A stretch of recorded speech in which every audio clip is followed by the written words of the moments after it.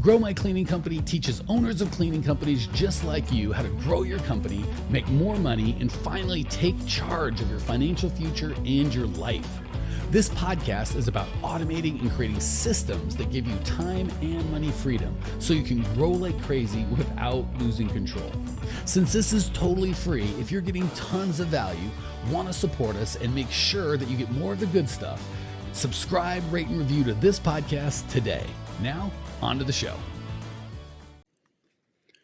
Hey, Cleaning Nation. So excited to be with you today. We are doing quite possibly the most requested topic we get, how to bid cleaning jobs in 2020. I did one a long time ago that was kind of the definitive on the numbers and stuff, and we're going to recover that again today, but I wanted to go deeper. And if Lindsay's got the original one we did a long time ago, it's got so many views, so many whatever, throw the link in. You guys can have that as something to listen to after this. But we're going to talk about how to do that now, because if you guys and gals have been in the cleaning business for any manner of time, you know that if you bid too little, you get burned, you don't make any money, you can't grow. You end up doing a terrible job, hurting your reputation, like all sorts of bad things happen. The problem is there's people out there bidding stuff for ridiculous amounts. So if you bid too high, you won't get any business. So we're stuck between, or feels like we're stuck between this rock and a hard place of,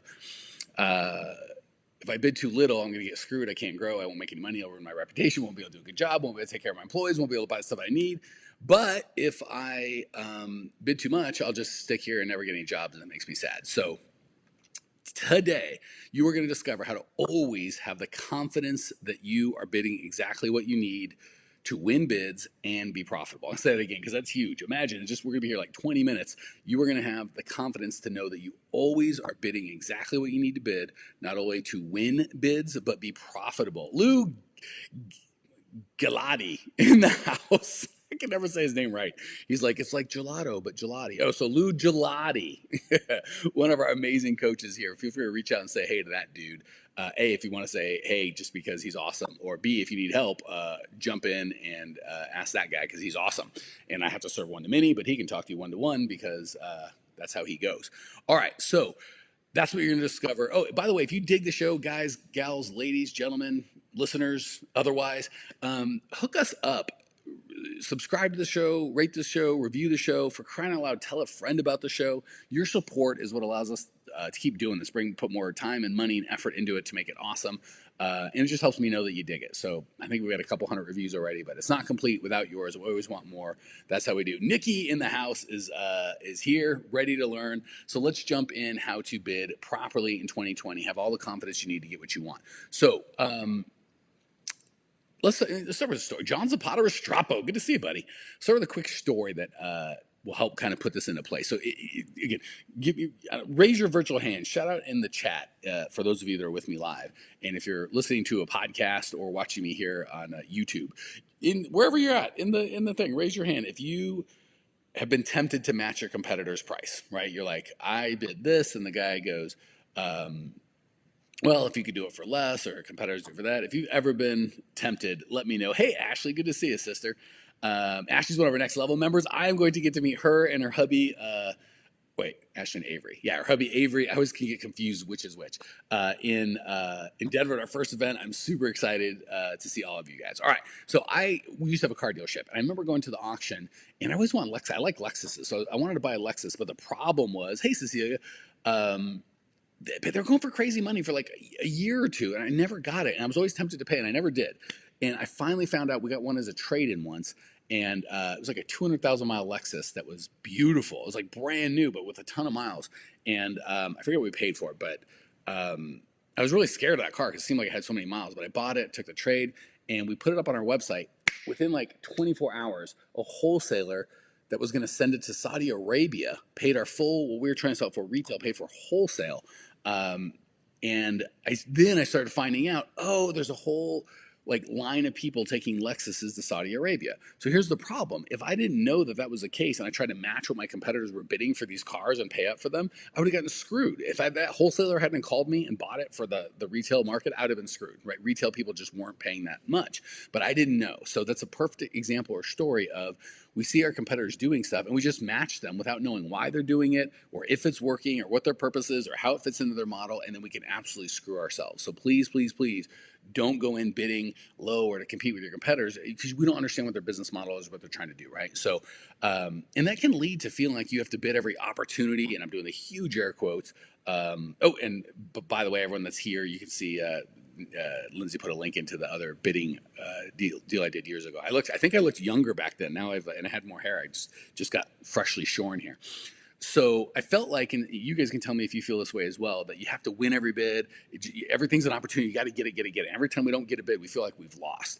The reality is, we have to get our minds around. They're only a customer if they pay profit, right? So if a job costs me $1,000 a month to perform, and I'm charging $1,000, that's not really a profit, right? Or even if I'm charging $700-800, but there's no money for overhead, or there's just barely enough money for overhead, it doesn't make any sense, right? So the reality is we got to understand. I forget one of the smartest things I've heard is better to lose a winner than win a loser, right? In construction, if there's a bid, you bid and you get it, you're always happy, and then maybe you see like you got it by a lot, and you're like, oh, what happened, right? So it's always better to lose a winner, right? Oh, I could have gotten this or whatever, but I missed out. We don't love it, but that's still better than winning a loser, right? Where you commit to a bid and it's way too low. So they're only customers if they pay profit and overhead. And the real problem wasn't losing bid. It was not knowing how to get enough of the right people to come to me. So believe it or not, and we're going to get to the mechanics of bidding, I promise you, but until we get the right people to come to you, you will never win on bids. There's no magic thing I can do to get someone that doesn't have pain or doesn't value the service that you bring to get to or understand why they would buy from you from someone else. There's no magic I have to help you win a bid with that person. So we have to get the right person and the right conversation and agreement first. Then you can win a crap ton of your bids and they'll all be profitable. So 3-step framework to bid successfully, properly, confidently, happily with certainty. Let's do it. Step 1, understand who your ideal customer is and exactly what they want. If you miss either of those, you won't get it. If you're getting price objections, that's the problem. We get price objections. You're too expensive. I can get it cheaper elsewhere, blah, blah, blah, blah, blah.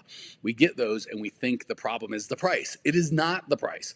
It is one of two problems. You have the wrong customer, right? So if your customer doesn't care if people are insured or out of prison or will rob them at knife point or, just rob the prison or any of that crap or have insurance or a legitimate company, if they don't care about that, and someone else is willing to do it like illegally or some weird thing with no insurance or no nothing, that's not your ideal customer. We try and convince them to pay our price. It's foolish. It's going to frustrate you and frustrate the heck out of them.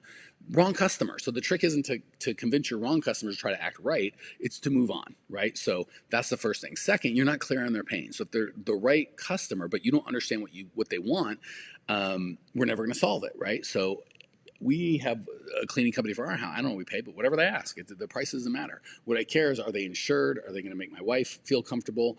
Are they going to, when I'm working and I'm home, are they going to kind of be here and not screw everything up? Are they going to make sure my dogs don't get let out? Those are my pains. It's not, we think as cleaners like, oh, we got to get every last thing. And it's, who's going to clean the baseboards the best? And believe it, I know you're like, my customers tell me it's about how clean the baseboards are. That's just because we haven't done a good job of really understanding what they really want.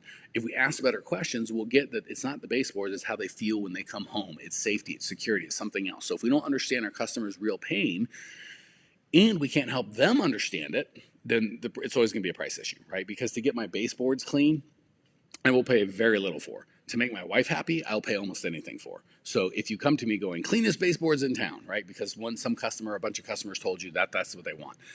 You're still not going to get the same results as happiest wife in town or happiest husband in town, right?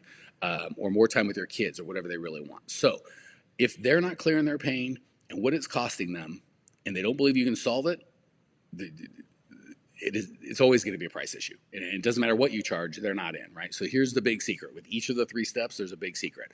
Big secret to step 1, understanding who your ideal customer is and what their pain is.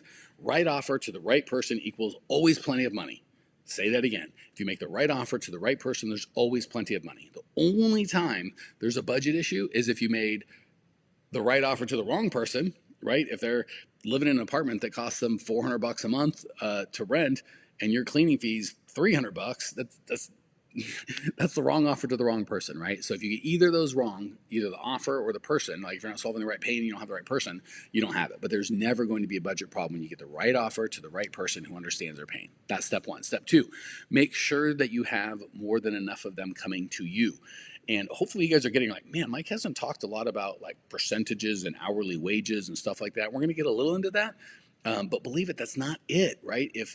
Here's the magic. When you have more people coming to you for help than you can possibly help, then you get to pick and choose. Then you get to raise prices, right? The easiest price raise is when people are like, I can't take another client, barely can handle the prices of the clients I have. Well, guess what? It's time for a price raise, right?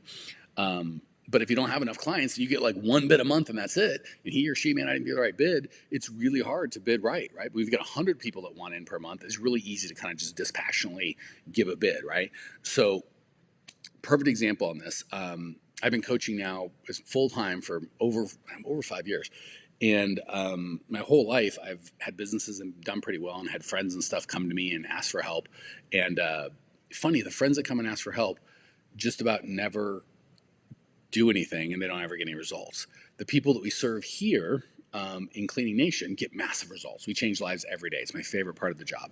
The difference is marketing, right? The difference is the fact that the people that are my friends and just know me in my personal life don't really understand or maybe care all the knowledge I have. They just see me. I actually had a friend, I'm not going to share her name, but she started a company and we get paid pretty daggum good. I don't do one-on-one, but if I did and someone wanted me for a day, it'd probably be 10 grand, 15 grand, somewhere in there.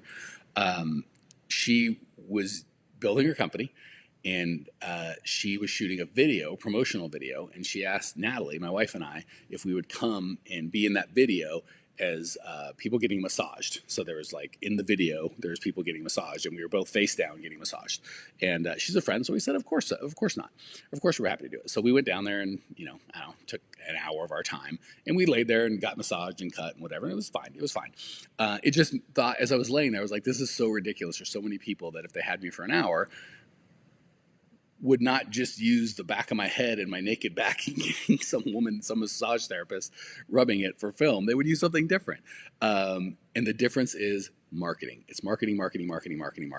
Had I marketed to her, had she seen me right, she could have used me for a higher purpose. Same with you guys. If you have marketing and client attraction systems where people know who you are and they know the value that you can bring without you ever having to talk to them, that's called marketing. When they come to you, it's super easy to give bids for the right amount. For my friends who hadn't been marketed to, right? They didn't know anything about this podcast or all the stuff I do or all the stuff that we share with people, teaching you guys and giving the value. They didn't know any of that stuff. So they got way less value, and then, I'll get one or two of them come to me a month, which is more than enough, and they never do anything anyway.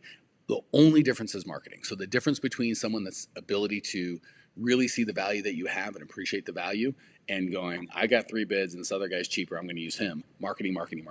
So the big secret here is having too many prospects is the only way to really bid with confidence. So if you're constantly getting pushback on price, it's because you're not making the right offer to the right person. If you are constantly afraid that you've got this internal pressure to go lower, it's because you don't have enough clients. You don't have enough opportunities to bid. So marketing will fix that. Nikki says, if you could give one good marketing tip, what would it be? That would be to subscribe to this podcast, because we've done over 500 podcasts, dozens on marketing. That would be the sarcastic answer and the true answer. The other thing would be pain. Stop talking about you and what you want, and talk about them and the pain that you solve. Stop talking about, I've been in business 20 years and I'm the smartest, best cleaner in the world and we do all this, and start talking about, are you a person that wants more time with your family and wants to feel good when you come home? That's the biggest secret I can give in marketing. All right, number 3 in bidding. Understand. Now we're going to kind of get to the nuts and bolts. But here's the thing. The nuts and bolts don't matter if you don't have the right customer, you don't understand their pain, and you don't have enough of them coming to you. All these nuts and bolts won't matter. So I know when we talk bidding, people want to immediately go to money. And that's what we're going to do now. That's step 3 of the 3-step process. But if you don't get the first 2 steps right, it's not really going to work. All right, so step 3, understand the cost to provide a service and bid based on math, not emotions. For any Ben Shapiro fans out there, he goes, facts don't care about your feelings. That's how we need to be with our bids. Math does not care about your feelings, right? So we've got to have a system that price is the same, whether it's, well, this lady's been with me for 30 years and she's on welfare, and well, he negotiated really hard and told me if I did this one cheap, he'd give me another. All these stories are emotions. Facts are money, right? And it's crazy. I have people, all the clients that come to us, we have people, obviously not just starting because they wouldn't have any clients, but up to millions and millions of dollars. And their clients are all over the board, right? They'll have people they're making a 70, 80% cost of goods sold on. I've seen over 100%, people having a 20, 30% cost of goods sold, like a 70, 80% net profit. And there's also, I've seen people with 100 and plus cost of goods sold, meaning they were literally getting $500 a month to spend $600 a month in payroll or to do the job, right? So that comes from giving bids based on emotion and not on math. This lack of ability isn't a math ability. We're going to teach you that. And it's very easy. It's lack of certainty, not doing steps 1 and 2, right? When you don't have steps 1 and 2, you get stuck on number 3. So here's what we do to do this. You're just going to figure out the cost it takes you to do the job, right? So 1 is how many hours it's going to take your people. And we don't discuss all this cost with the customer. We only talk total investment and the problem that we're going to solve with the customer. We don't talk about hours or FUTA or SUTA or workers' comp or supplies or any of that stuff with the customer. We use it on our internal documentation, but when it goes to the customer, we just talk about the problem we solve and how much it costs to solve it. Internally, we figure out what it's going to cost. So that's basically typically 99, 98, 97% of your cost is just going to be labor, right? And labor includes workers' compensation, FUTA, SUTA, federal and state unemployment taxes, Social Security, all the stuff that your payroll tax guy, workers' compensation insurance, all that sort of stuff is included, right? So if you're paying $12 an hour, you might actually be costing you $14.50 an hour. So make sure you get your total hour, your total cost per hour, multiplied times the hours per job, right? If it costs you $15 an hour for people and it's going to be 2 people, 5 hours, that's a 10-hour clean. It's a $150 clean, right? So we figure that, and then you add mileage and drive time. A lot of people are like, do I pay my people? Of course you pay your people for drive time. If you had a job, and we don't pay them to get to work or to leave work, but if you had a job and they actually drive around, of course you get paid for that. Okay. The easiest, quickest way to do that, we teach a 50, 30, 20 breakdown, 50% cost of goods sold, 30% overhead, 20% profit. The easiest way to do that is once you know your cost, just double it. If it costs you $100, charge $200. If it costs you $1,000, charge $2,000. Yes, this works in commercial. Yes, this works in residential. Yes, it works for larger commercial accounts that are $2,000 or $3,000. Yes, it works for smaller accounts that are $200 or $300. That will automatically make sure you have the overhead you need. So we teach it more in depth, but the easiest thing is just to double whatever your cost is. That will leave plenty of money for overhead and profit. And we can't get super deep into this, but make sure your cash flow is positive, not just paper profit. So that has a lot to do with when you get paid. You need to make sure that you're getting paid in advance and you've got actual cash. There's a very big difference between I still remember the year I had my construction company. We made $500,000 in profit, and at the end of the year we had no money. And I did what I coach everyone not to. I went to my accountant and go, what the heck? I should have been on top of it earlier. And he goes, well, look at your receivables. Last year they were $500,000, and now it's $1 million. So my receivables had gone up by $500,000, and we made $500,000. So guess how much cash I made in my business that year? Not a nickel. And depending on how your tax situation is set up, you might still owe taxes on that money you haven't even received yet. So really important that you understand how to be cash profitable, not just paper profit. So the big secret to step number 3 is you base it on math, not emotion. Every one of your cost of goods sold should be the same. I don't care about the story. It doesn't matter how long they've been with you, if they're rich or poor, if they negotiated or told you they gave you a bigger job or blah, blah, blah, blah, blah. The price is the price is the price. That's how it works. It's another thing. Oh, this is a fancy house. We're going to charge more. These people are broke. We don't do any of that stuff. Systematize based on math, not emotion. That's step number 3. So now you know the real reason that you're bidding too low. You know that you either have the wrong customers, you're offering them the wrong solution, or you don't have enough customers coming to you, so you have to constantly be begging and competing with people that you shouldn't be competing with. And you understand the real cost of providing service is not just hours, but your workers' compensation, all the payroll taxes that are associated with that, and you know how to double that to make sure that you've got enough profit and overhead. We didn't get into it today. We'll get into another one, but overhead is a real thing. We always feel like, well, it cost me $100 to clean it, so I should charge $200. That leaves $60 for overhead and $40 for profit. But we tell ourselves, oh, this extra one little person won't add any extra overhead. That's a fool's errand. The overhead and profit are real. You have to do that. Don't be tempted to discount. You discount by 10%, that might be 50% of your profit. I can't get into how those numbers work right now, but it's the truth. And really, you understand why it makes no difference how much your competitors charge or how much money your customers save they have. You bid on math, not an emotion. So, if this has been helpful and you're like, holy crap, I want this in my world, I want to be able to have the confidence not just my bidding situation is correct, but my entire money situation is correct. And I have these systems and processes that attract the right customers and the systems and processes we're not talking about today, but that attract the right employees. You can book a call. Well, first of all, you can talk with one of the coaches right now in the chat. Just be like, hey, I need some help. We're going to sign off here pretty quick. So if you're live, you got to do it now or forever hold your peace. If you're not live or you're live, you can go to growmycleaningcompany.com/talk. To book a time with one of our coaches to walk through the systems and processes that you need to really get clear on where you're at now, where you want to be, and help you come up with a plan to get there. And I'll be honest, if that's something that we think we're a good fit, we'll absolutely tell you what that looks like. And if we don't, we'll still try and help you. We definitely do not make an offer to every single person that we talk to. But we do try and help every single person we talk to get the results that we want. So if you are digging what I'm saying and this has been helpful, jump on. Ashley says, yes, take the emotion out of bidding. Avery is super great at this. Yes, it's funny how sometimes we get spouses working together. One of the spouses will be really good at taking the emotion out and the other won't be. Okay, so go to growmycleaningcompany.com/talk. You can book a time to jump on with one of our coaches. They will help you really just get clear on where you are, where you want to be, and help you come up with a plan to get there. We don't charge anything for this. Our coaches are amazing. They're all handpicked. And they're ready to serve. And that's it, guys, gals. Really appreciate you. We'll talk soon. Thanks for tuning in to today's show. If you're fired up, ready to grow, and want to see if you have what it takes to work with us at Grow My Cleaning Company, here's what I want you to do right now. Go to growmycleaningcompany.com/talk. That's growmycleaningcompany.com/talk to book an appointment to speak with me personally. I'm going to jump on the phone with you to get you crystal clear on where you are now, where you want to be, and how to get you there. Don't walk around in the dark any longer. If you are serious about growing your cleaning company, it's time to finally get the systems in place that you need to grow.